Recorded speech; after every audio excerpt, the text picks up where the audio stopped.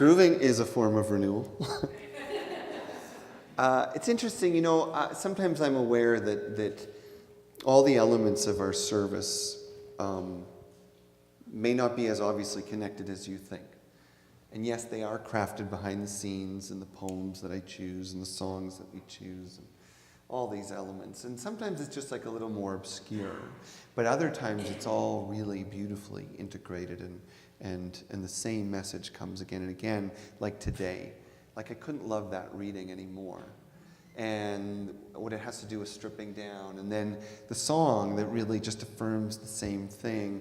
And the spaciousness of the musical landscapes that Jesse creates. And then I think, well, and then where do I go in the middle of all this beauty and wisdom? And it's interesting because the topic of renewal is one of these spiritual topics that's almost cliche because it's just such a common word and it's such a common idea, such a common intention, and yet I don't know that we always do our best when it comes to this topic, in the sense that there are a lot of lost opportunities for renewal. I couldn't help but think about a more dramatic story, though, to start with, which is my experience of a particular practice of renewal that in some ways creates a macrocosm, or you might say a microcosm, for the process of renewal that any one of us could do at any time. Now, some of you know and some of you don't, but the backstory doesn't really matter, that I've spent the last 23 years in a deep relationship with a Native American community not far from where I grew up. And in particular, a particular group of people, a particular family, and my own mentor, who in time became really my second father. And a lot of you have heard me talk about him as sort of a quirky, eccentric, Zen-like master, if you will.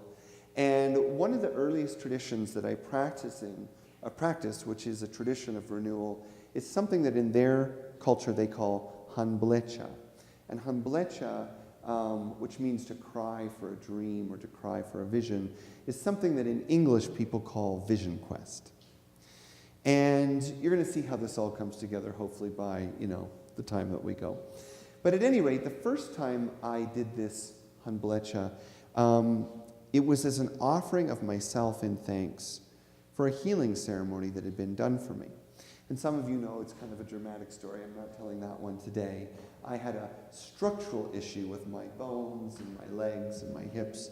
And after, seeing surgeons and doctors and specialists and orthopedic specialists and so on, the conclusion was that nothing could be done. And of course, I didn't like the way that sounded, and so I went a different path, and in this community found a solution that's been with me, a remedy, the rest of my life. Now, having said that, at the end of that healing, he said, well, you need to come and offer your thanks to the spirits and the energies in the community. So you're going to do your first fast. That's what we call it, a fast. There's nothing fast about it. It's extraordinarily slow, actually. And this one was just like, I don't know, it was kind of like 36 hours sitting out in a place in the wilderness, just in prayer and meditation and thanks. And I'm only telling you about this because this is the prelude to the rest of the story. Because after that time, which was, kind of confidence building, like I could do this, and it was, quiet and reflective, and it was nice. It was special and sweet, and there was lots of ritual around it, which I might tell you a little more about. When I came back from that, one of the first things he said to me is, now you're ready to make a real commitment to this as a process for you, as a ceremony of renewal for you. And we'd make that commitment for 4 years in a row. So 4 years, you're going to come back and you're going to do this process. And each year it's probably going to be a little bit longer. Now you'll just notice the way I tell the story, he didn't ask me if I was going to do this, he just told me. Now you're ready, now you're going to come back. And so that's what followed. Each year, for the next 4 years, I would come to the community, usually about a week ahead of time, because there was a week of preparing, including 4 sweat lodge ceremonies. And if you don't know what that is, look it up.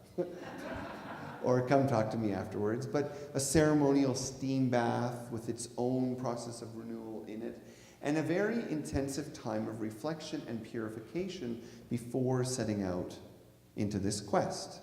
And I share this about this particular community in my life, but you should know that this kind of a quest is a part of everyone's tradition. If you go back far enough, people have been sitting in caves and deserts and by the ocean and up in trees around the world and throughout time. So this is really just a moment to reflect on how far we've come from what our own ancestors did in terms of renewal. Well, let's go on. There were 4 days of sweat lodges preceding, and sometimes if I didn't have my stuff together, we'd have to fit 2 into a day, and these are usually like 3-hour rituals with a lot of sweating involved. And then a very interesting thing happens at the end of the last lodge.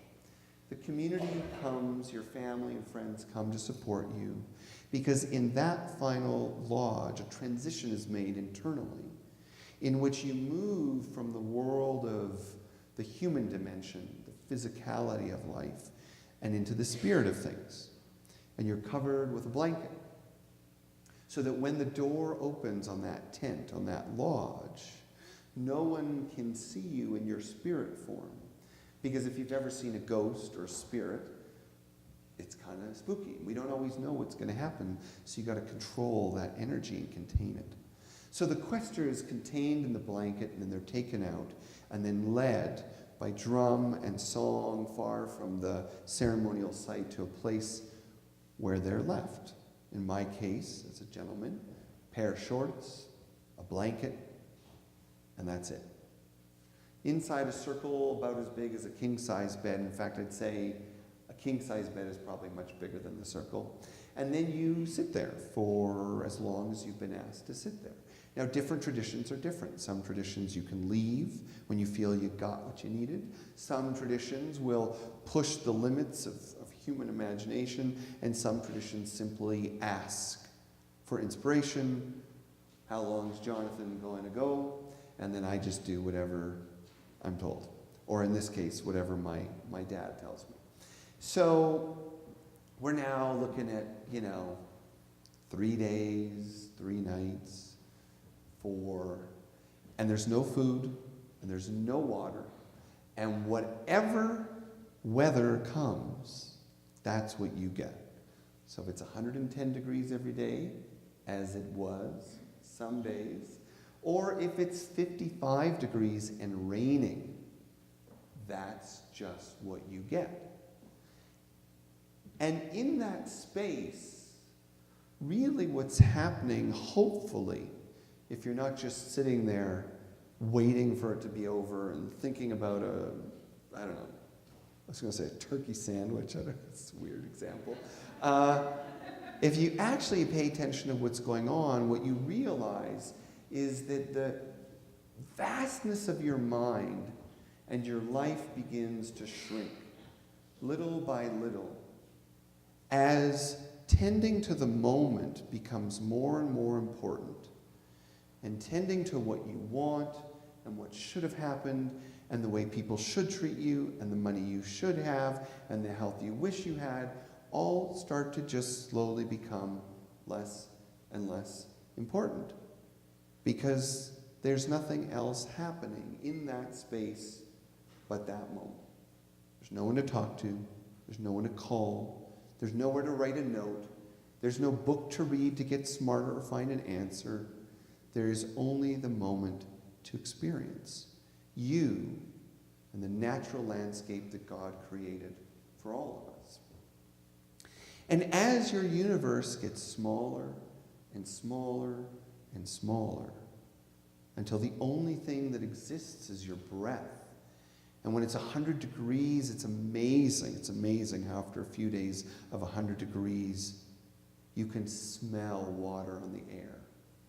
You can sense a breath of wind going by that just happened to pick up a little moisture from a flower, and that breeze has more air than the previous breeze. You can sense the shifting of temperatures. You notice the way the insects all have their own rhythm and pattern and plan and symphony. This is the moment the crickets arrive, and this is the moment they go. Mosquitoes are not always there. Mosquitoes have patterns and plans and designs. It's amazing. And it's all unfolding right under our nose, except we don't see it because we're so busy in the world that we've created in our minds.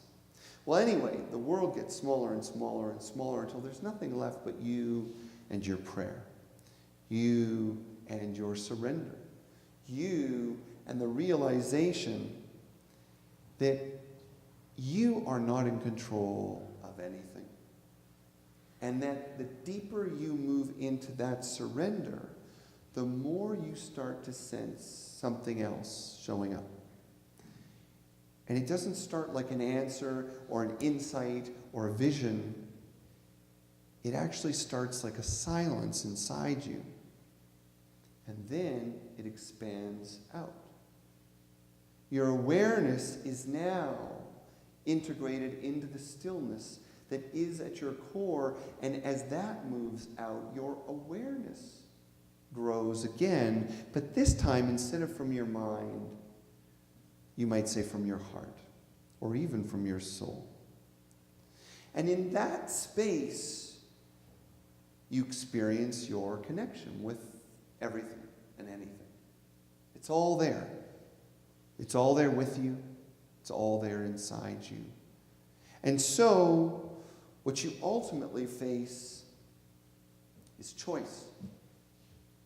And the realization that, as Jody talked about in the workshop last weekend, we are always in a moment of choice. And not just choice, but limitless choice. Choices beyond imagination. Choices beyond measure. And we don't think we have the choices because we let fear define what we consider possible.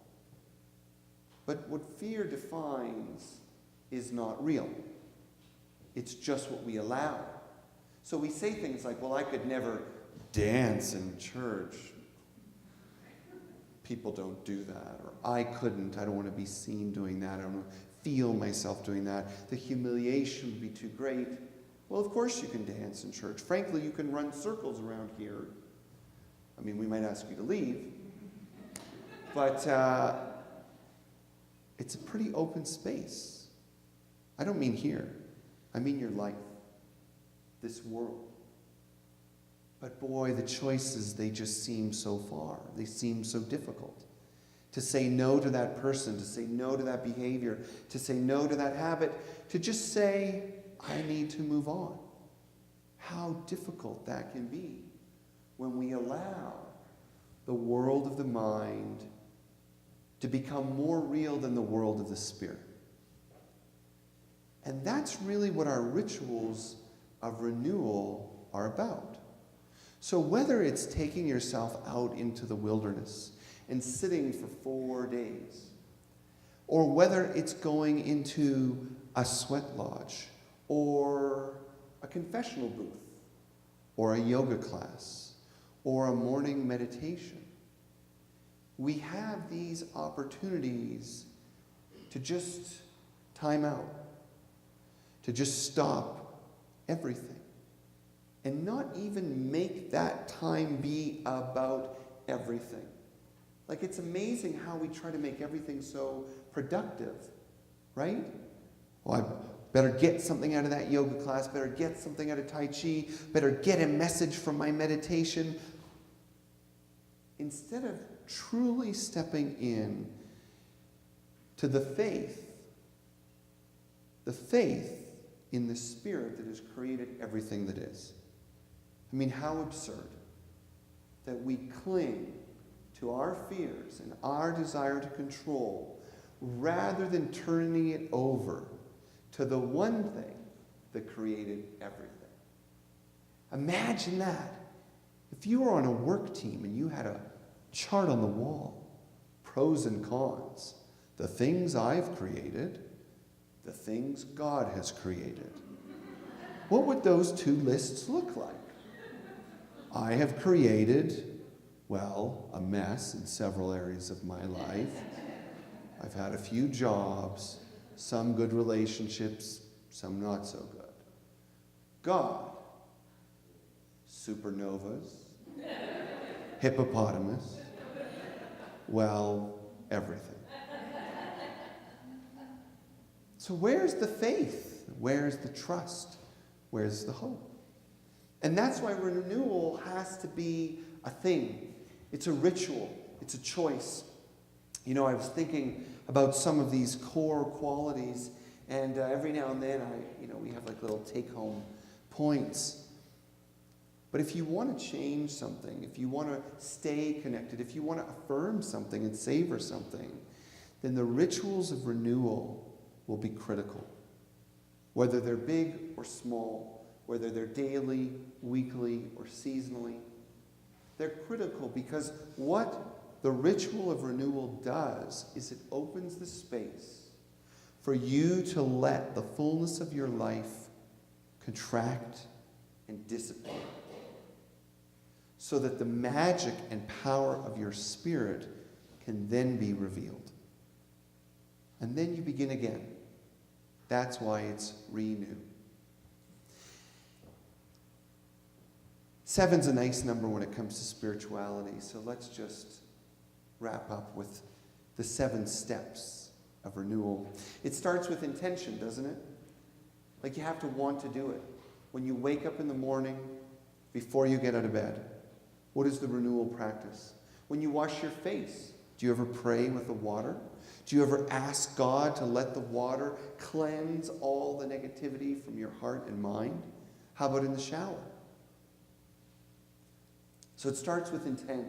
What is it you're affirming, creating, wanting to move towards? And then we move into, as the song said, let go, surrender, forgive.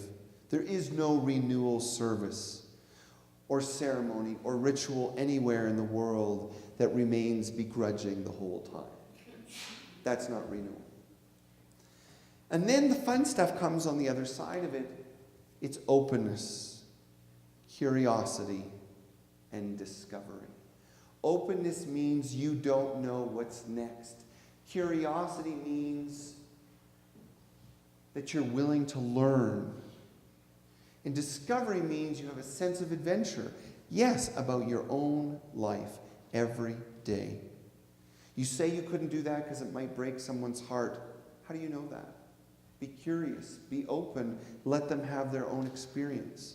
You say you couldn't take on this practice or care for yourself or start saying no to others because that's not who you are or wouldn't feel good or you wouldn't know what to do. How do you know? Try it. And then we finish with 2 important elements: faith and commitment. Faith and commitment, or hope. Faith and hope to me are kind of the same. And then commitment is kind of the end of it. So faith means that as I open this creative space, I trust that something wiser, higher, greater is in me and moving through me and will create and reveal what's necessary. And commitment is that powerful statement, that powerful claim to stay open and to continue down the path and not return to control. And if that sounds difficult, well, that's why we need to renew again and again and again. So today, in our workshop at 12:30, we're going to do a ritual of renewal for those of you that are going to stay. But for those of you that aren't, let's just take a moment as we close our thoughts here. I'm going to ask you to close your eyes and envision an area of your life in which you seek renewal. And that could be in the face of pain and loss, or it could be in the face of joy and affirmation. Renewal doesn't always come after bad things. Sometimes it comes to reaffirm wonderful things. So what is this area of your life where you seek renewal? Who does it involve? Just let yourself go inward. Name it, claim it, describe it, see it for yourself. Where do I want to begin again? Where do I want to bring openness, curiosity, a mindset of discovery? Where do I need more hope and a renewed commitment? And when you see and feel and find that place, I want you to ask yourself, what could you do to mark in time and space your willingness to begin again? What practice or exercise will help you to put down the stories you have, to interrupt the behaviors you have, so that you can listen, surrender, and let Spirit help you to begin again?